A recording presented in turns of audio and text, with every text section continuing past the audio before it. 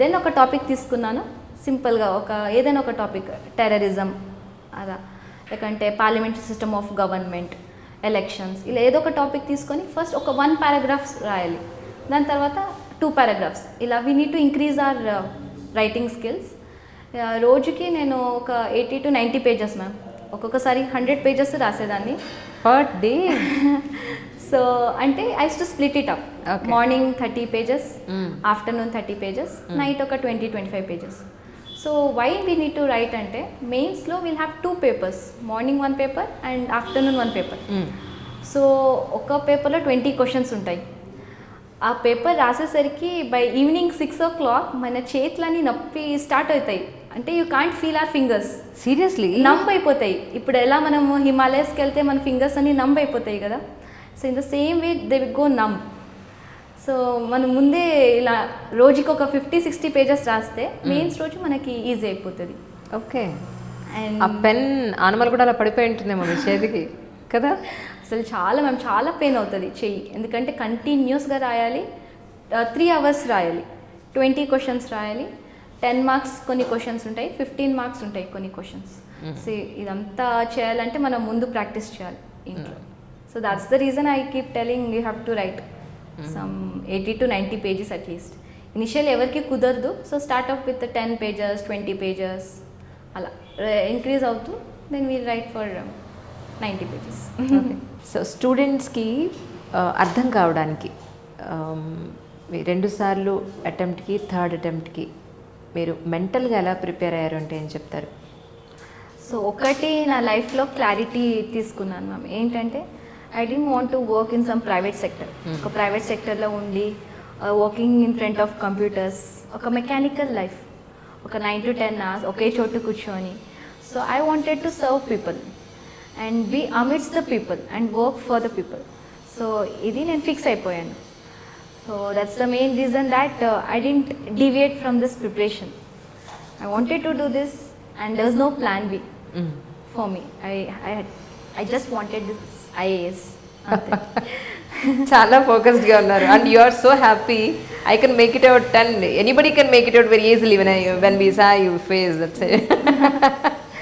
That's nice. So అంటే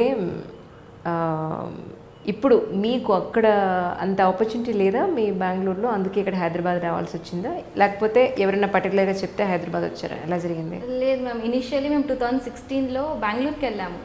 so బెంగళూరులో అక్కడ విజయనగర్ అని ఉంది, it's called hub of coaching centers. So అక్కడికి వెళ్ళినప్పుడు అక్కడ ఓన్లీ కేఎస్ కోచింగ్, అంటే Karnataka administrative service. So IAS coaching centers లేదు అక్కడ. దెన్ అప్పుడు మేము హైదరాబాద్కి వచ్చాము. Hyderabad is called mini Delhi. Exactly. Because we have all the institutions, then we have best faculty, ఒక బుక్స్ అన్నీ ఉన్నాయి, లైబ్రరీ ఉన్నాయి. సో ఒక ఎన్విరాన్మెంట్ ఉంది. More than that where in students are there and competitive spirit ఉంది. సో దానివల్ల we chose Hyderabad. ఇంకొక the other reason is the climate and food. Delhi it's extreme climate. Exactly. అక్కడ 5 to 10 degrees వింటర్ అండ్ సమ్మర్లో 42 degrees. And during this September sweating, మేము చాలా sweat అవుతుంటాం అసలు. ఇంకా food basmati rice, chapati, dal, అవి మనకు పడవు ఇక్కడ. సో అంతా చూసుకొని I wanted to stay in Hyderabad. Okay. ఇక్కడ ఎక్కడున్నారు అంటే రిలేటివ్స్ ఎవరైనా ఉన్నారా, లేకపోతే ఎలా ఉన్నారు ఇక్కడ? ఇక్కడ పీజీలో ఉన్నాను మ్యామ్ ఇక్కడ. సో ఇక్కడ రిలేటివ్స్ ఎవరు లేరు. So in fact Hyderabad was like second time నేను ఇక్కడికి వచ్చినప్పుడు. ఫస్ట్ టైం టూర్లో వచ్చాను, టూరిస్ట్గా వచ్చాను. సో సెకండ్ టైం ఇక్కడికి వచ్చేసి ఇంకా ఇక్కడ ఉన్నాను. ద మెయిన్ థింగ్ వాజ్ నాకు I wanted to stay away from everyone కొన్ని రోజులు ఫోకస్ చేయడానికి. ఇక బెంగళూరు అంటే రిలేటివ్స్ వస్తుంటారు, ఫ్రెండ్స్ ఉన్నారు, అందరు ఉన్నారు. సో ఇక్కడ హైదరాబాద్లో ఎవరు లేదు. సో అది నాకు మెయిన్ పార్ట్ అనిపించింది. ఓకే. అంటే మీరు పెట్టుకున్న గోల్కి ఈ ఒక్కళ్ళు ఉండడం అనేది కూడా ప్లస్ అయింది. Yes ma'am. కానీ జనరల్గా హాస్టల్లో ఉంటూ, వర్కింగ్ హాస్టల్స్లోనో విమెన్స్ హాస్టల్లోనో ఉంటూ చదువు కోసమో లేకపోతే మీలాంటి సివిల్స్ క్రాక్ చేయాలనే ఉద్దేశంతో జాబ్ చేసేవాళ్ళకు మెంటల్గా చాలా డీవియేషన్స్ వస్తూ ఉంటాయి. ఈరోజు ఏం చదువుతానులే, ఈరోజు కాసేపు పడుకుందాం, లేదా ఈరోజు సినిమాకి వెళ్దాం, లేదా ఎంత చదివాను బయటికి వెళ్దాం, ఇలాంటివి డెఫినెట్గా మైండ్లో ఆలోచన వస్తూ ఉంటుంది. అలాంటప్పుడు మీ మైండ్ మిమ్మల్ని ఎలా కంట్రోల్ చేసుకున్నారు, మీకు మీరుగా ఎలా సమాధానం చెప్పుకున్నారు? ఎందుకంటే మీ దగ్గర ఎవరు పెద్దవాళ్ళు ఎవరు లేరు మిమ్మల్ని కంట్రోల్ చేయడానికి. సో అలా అడిగితే ఏం చెప్తారు? జనరల్గా స్టూడెంట్స్కి అమ్మాయిలకైనా అబ్బాయిలకైనా సరే డీవియేషన్స్ ఎక్కువ ఉంటాయి. సో మీరేం చేశారు? సో ఇది న్యాచురల్ మ్యామ్, డీవియేషన్స్ అనేది. So when you're into the preparation, అంటే మనకి ఇది అందరికి తెలుసు, ఎగ్జామ్ టైంలో బుక్స్ వదిలేసి మిగతావన్నీ విల్ స్టార్ట్ ఫైండ్ ఇంట్రెస్టింగ్. ఒక వాల్ మీద ఒక యాంట్ వెళ్తుంటే దాని మీద ఫోకస్ చేస్తాము. So it's common human mentality. So నేనేం చేశానంటే డైలీ టార్గెట్స్ పెట్టుకున్నాను, నన్ను నేను మానిటర్ చేసుకున్నాను. So and that to practical targets. ఒక రోజు 20 చాప్టర్స్ చదువుతాను అలా కాకుండా నా కెపాసిటీ ఎంత అవుతుందో అంత. If I can read only 3 chapters, ఒక రోజుకి 3 చాప్టర్స్. ఎక్కువ ఫోర్స్ వేసేదాన్ని కాదు, ఎందుకంటే మనకి కాన్సెప్ట్స్ వెళ్ళాలి. జస్ట్ ఇప్పుడు ఏదో చదివామని చెప్తూ వెళ్తే కుదరదు. At the end of the day what you know అంటే మనకేం తెలీదు అనిపిస్తుంది. సో ఇలా డైలీ టార్గెట్స్ పెట్టుకున్నాను and I made sure that I completed the daily targets. And all the 7 days I use to not read. ఒక రోజు break తీసుకునేదాన్ని, Sunday or Saturday, whichever day we feel comfortable. That day it's like నాకు బుక్స్కి ఎలాంటి relation లేదు ఆ రోజు. Free bird. So బయటకు వెళ్ళడం, మూవీస్కి వెళ్ళడం, ఫ్రెండ్స్తో లంచ్ డిన్నర్, ఊరికే అలా బయటకు ఒక రౌండ్ వెళ్ళి రావడం. సో ఇలా. అండ్ ఎప్పుడైనా లేదు నాకు చదవాలి అనిపించట్లేదంటే టేక్ అ బ్రేక్ తీసుకొని ఒక మూవీస్ చూడడం కానీ. సో అలా చేస్తే మనం టైం వేస్ట్ చేస్తున్నామని కొంతమంది అనుకుంటారు. It's actually you're re-energising your self. ఒక ఎనర్జీ ఫీల్ చేస్తున్నాం మన బాడీకి, మైండ్కి. సో ఇలా చేసేదాన్ని. మరి రోజు చదువుతుంటే బోర్ అవుతుంది కదా మ్యామ్, లైక్ ఓన్లీ స్టడీస్ అంటే. So I join the dance classes, Kathak classes. ఇక్కడ హైదరాబాద్లోనా? ఇక్కడ యాక్చువల్లీ నేను బెంగళూరుకి వెళ్ళాను రిటర్న్, ఇది కోచింగ్ తర్వాత. సో అక్కడ కథక్ క్లాసెస్ జాయిన్ అయ్యాను. నెక్స్ట్ 8 months నేను బెంగళూరులో ఉన్నాను 2017లో. అంటే హాబీ ఏదైనా పెట్టుకోవాలి కాబట్టి అది పెట్టుకున్నారా? అంటే ఒక కొంచెం మైండ్కి మరి బాడీకి కొంచెం డిఫరెంట్ ఎన్విరాన్మెంట్ ఉండాలి, ఒక to Boost up my self. మరి ఒక బయటకు వచ్చేసి, ఒక స్టడీ ఎన్విరాన్మెంట్ నుంచి బయటకు వచ్చేసి కొంచెం రీఎనర్జైజ్ అయ్యి మరి వాపస్ వెళ్ళడం. సో ఇలా బయటకు వచ్చి క్లాసెస్కి వెళ్ళేదాన్ని ఒక 1 hour. సో డాన్స్ చేయడం వల్ల ఐ మీన్ మనకి బాడీ అండ్ మైండ్ కూడా యాక్టివేట్ అవుతాయి, సెల్స్ అంతా బ్లడ్ ఫ్రెష్గా సప్లై అవ్వడం. సో ఇలా స్పోర్ట్స్ కానీ ఏదో ఒకటి తీసుకుంటే మనకు అనిపించదు, బోర్ అనిపించదు, మరి ఒక ప్రెషర్ అనిపించదు. సో కామ్గా, స్మూత్గా, స్లోగా తీసుకెళ్ళాలి మన ప్రిపరేషన్. సో అంటే మెయిన్స్లో మీరు ఎక్కువ స్కోర్ చేసింది ఎక్కడ అని అంటే ఏం చెప్తారు? మెయిన్స్లో ఎథిక్స్ మ్యామ్. ఎథిక్స్ పేపర్ నాకు 115 వచ్చింది. So usually it's very difficult for people to cross above 100. Maximum 100 to 110 లోపల వస్తుంది, ఒక 5-6%కి. బట్ అబోవ్ 110 అనేది it's very rare. So I'm happy about it. So ethics అంటే మనకు చిన్నప్పుడు స్కూల్లో మోడల్ స్టడీస్ అని ఒక బుక్ ఉండేది, ఒక క్లాస్, వీక్లీ వన్స్ క్లాస్ ఉండేది. సో ఇక్కడ ఒక సబ్జెక్టే ఉంటుంది అక్కడ. సో 250 మార్క్స్కి థియరీ ఉంటుంది, మరి ఒక సినారియోస్ ఉంటాయి. సపోజ్ ఒక స్కూల్లో మిడ్ డే మీల్స్కి ఒక న్యూ కుక్ను అపాయింట్ చేశారు and she's from SC or ST background. So అక్కడ ఉన్న విలేజర్స్ అందరూ they will stop sending the children to school. So if you were DC, అప్పుడు మీరేం చేసేవారు? ఇలాంటి ప్రాక్టికల్ క్వశ్చన్స్ అడుగుతారు. సో దానికి మనం ఆన్సర్ ఇవ్వాలి. సో నెక్స్ట్ పొలిటికల్ సైన్స్లో 295 వచ్చింది. సో అది బాలత మ్యామ్ సపోర్ట్తో సో బాగా ప్రాక్టీస్ చేశాను. సో అదే మ్యామ్, అదే నాకు తెలిసింది ఏంటంటే 295 అనేది కూడా చాలా మంచి స్కోర్ యాక్చువల్లీ అని చెప్పని. Yes ma'am. కదా? ఓకే. ఇంటర్వ్యూలో ఏమేమి అడిగారు మిమ్మల్ని? ఇంటర్వ్యూ నాది March 8th రోజు ఉన్నింది ma'am, international women's day. Okay. So I was the first person, Manoj Soni board, first person morning session. Okay. So వాళ్ళు బాగా ఫ్రెష్గా ఉన్నారు, నేను ఫ్రెష్గా ఉన్నాను. సో కానీ అంటే నాకు కొంచెం టెన్షన్ ఉండింది, ఎందుకంటే first time interview and I was the first person to go. Oh my God. Okay. So అక్కడ లోపలికి వెళ్ళిన వెంటనే ఒక హాల్ ఉంటుంది, అక్కడ సర్టిఫికేట్స్, డాక్యుమెంట్స్ వెరిఫికేషన్ జరుగుతుంది. దెన్ ఆఫ్టర్ దాట్ ఒకరు వచ్చేసి మనం తీసుకెళ్తారు బయటికి. సో అలా అక్కడి నుంచి I was first person to leave the room.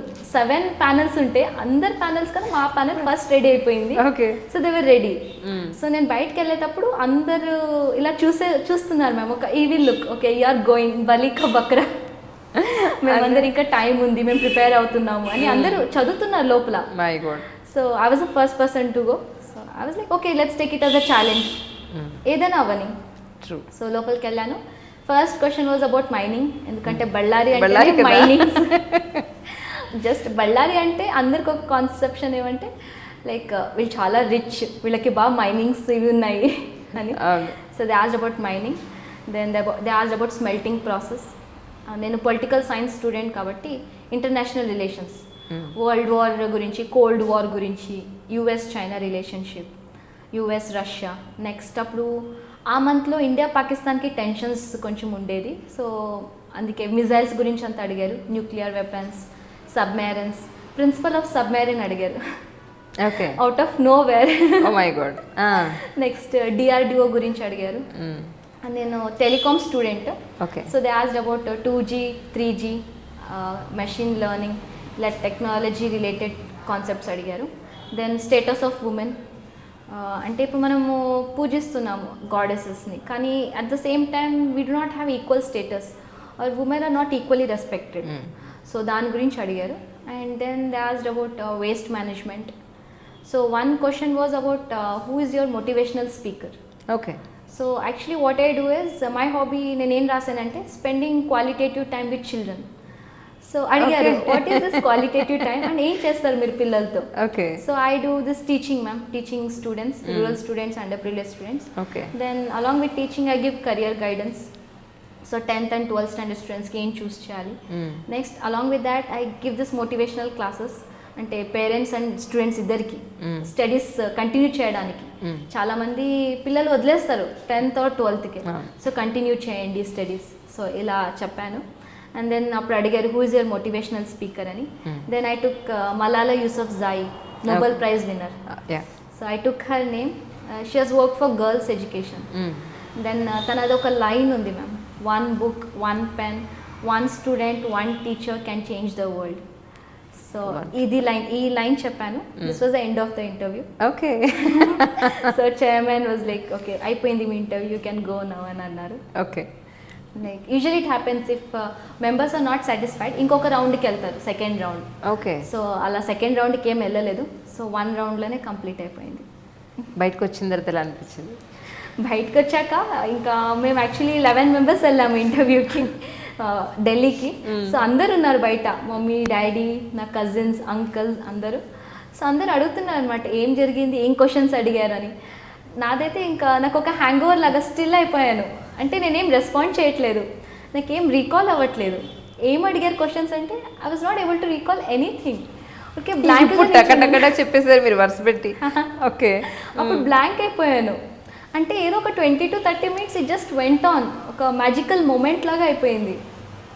So బయటకు వచ్చాను, జస్ట్ కామ్గా ఉన్నాను. అందరికీ చెప్పాను మీ ఫస్ట్ నేను రిలాక్స్ అవుతాను, మీరు రిలాక్స్ అవ్వండి. తర్వాత ఒక 2-3 days తర్వాత చెప్పాను క్వశ్చన్స్ ఏం అడిగారు అని. సో ఇలా జరిగింది. రిజల్ట్స్ వచ్చిన రోజున ఒకసారి గుర్తు తెచ్చుకుని మా కోసం చెప్తారా? రిజల్ట్స్ వచ్చింది Ugadi previous day ma'am, night 7:30కి అలా వచ్చింది. సో మా ఫ్రెండ్స్ ఉన్నారు ఢిల్లీలో, వాళ్ళు లైవ్ కవరేజ్ ఇచ్చారు. ఎలా అంటే నోటీస్ బోర్డ్ ఓపెన్ చేస్తున్నారు, క్లీన్ చేస్తున్నారు, బల్బ్ వేస్తున్నారు, స్టిక్ చేస్తున్నారు, ఇలా each and everything live coverage ఇచ్చారు. సో రిజల్ట్ వచ్చిన వెంటనే అంటే we were very happy. Parents అందరూ, మమ్మీ డాడీ చాలా హ్యాపీగా ఫీల్ అయ్యారు. ఇంకా వెంటనే స్టార్ట్ అయిపోయింది, అంటే ఇంటికి రిలేటివ్స్ రావడము, మా డాడీ ఫ్రెండ్స్ రావడము. సో ఇంకా నెక్స్ట్ డే ఉగాది రోజు, ఉగాది పండుగ రోజు అసలు మేము పండుగ చేయలేదు ఇంట్లో. మొత్తం మీడియా వచ్చేసింది, కవరేజ్ ఇంట్లో అందరు media from morning till night మొత్తం ఇంటర్వ్యూస్ ఇచ్చేసాను. ఓకే. సో అలా జరిగింది, డబుల్ ధమాకా మా ఇంట్లో.